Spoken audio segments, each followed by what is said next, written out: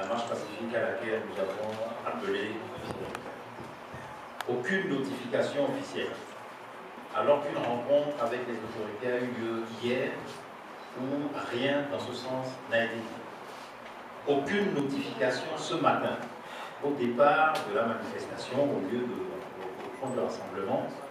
Et donc, on a une confirmation totale de cette illégalité-là qui démontre que nous avons une application avant la lettre du projet de loi, de ce qui est un projet de loi aujourd'hui, et qu'on essaie de faire passer par un coup de force pour en faire une loi.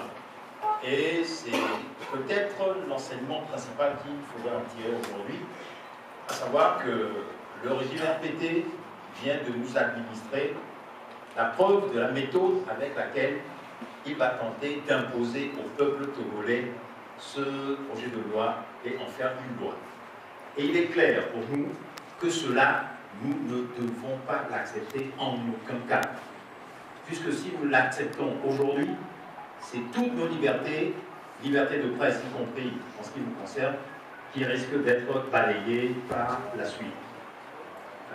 La deuxième chose sur laquelle je pense qu'il faut particulièrement insister, c'est sur le caractère féroce et brutal de la répression d'aujourd'hui.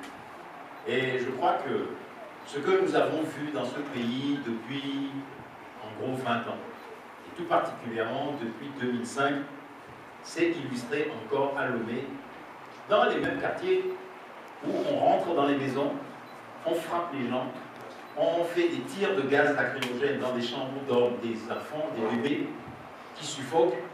Heureusement que pour l'instant, on ne déplore pas de perte de vies humaines, mais les blessés dont la gravité nous a été signalée sont nombreux.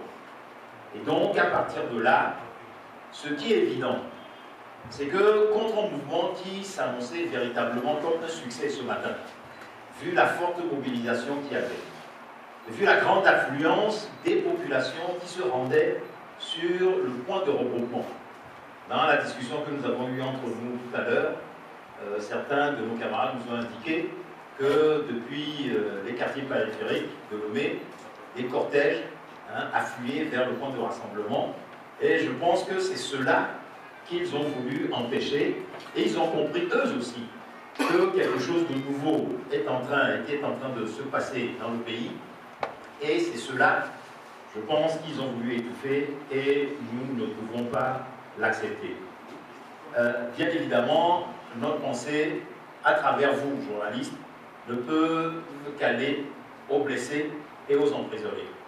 À tous ces blessés-là, nous adressons notre compassion. Nous leur souhaitons nos voeux de prompt rétablissement. Nous mettrons tout en œuvre pour tenter de les voir, les secourir dans la mesure de nos moyens, parce que c'est là également, je pense, le devoir que nous devons avoir vis-à-vis d'eux, comme cela s'est toujours fait. Et il va de soi qu'après ce qui s'est passé aujourd'hui, et comme je l'ai dit tout à l'heure, on ne saurait qu'appeler à une intensification de la mobilisation pour exiger le retrait du projet de loi Jolin. Une intensification qui doit avoir lieu non seulement sur le sol national au Togo, mais qui doit avoir sa répercussion à l'échelle internationale beaucoup plus massivement que ce que nous avons fait jusqu'aujourd'hui.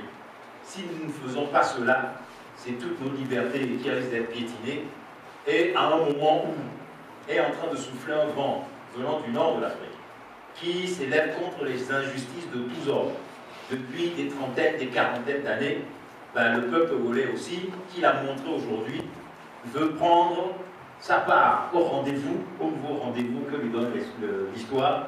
Et je pense que cela, nous en avons eu la confirmation aujourd'hui, et nos organisations en ce qui les concerne ne peuvent que répondre présent et aider le peuple togolais à être présent à ce rendez-vous. Et bien évidemment, je ne saurais terminer qu'en lançant un appel à l'unité de toutes les organisations, qu'elles soient politiques, qu'elles soient associatives, qu'elles soient humanitaires et autres.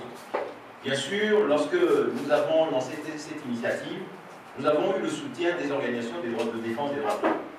Nous avons eu le soutien des organisations de la presse.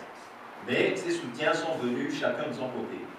La question qui se trouve posée aujourd'hui est de savoir s'il n'est pas nécessaire au regard de la manière dont les choses se sont passées aujourd'hui, que toutes les organisations ensemble puissent s'asseoir et puissent se dire que ce projet de loi qui concerne tout le monde doit avoir une réponse appropriée. Sinon, si nous voulons réagir chacun dans notre coin, les politiques à part, les humanitaires à part, les organisations de défense des droits de l'homme à part, eh bien, c'est le meilleur cadeau qu'on puisse faire au gouvernement pour faire passer cette loi.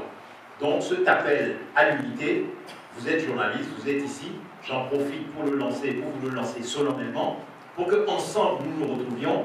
Il n'y a pas à dire que les politiques ne pensent qu'à la question du pouvoir, donc nous, journalistes ou associations de journalistes, on ne va pas se compromettre à leur côté. Il est question d'une mobilisation unie pour le retrait du projet de loi Bujouna.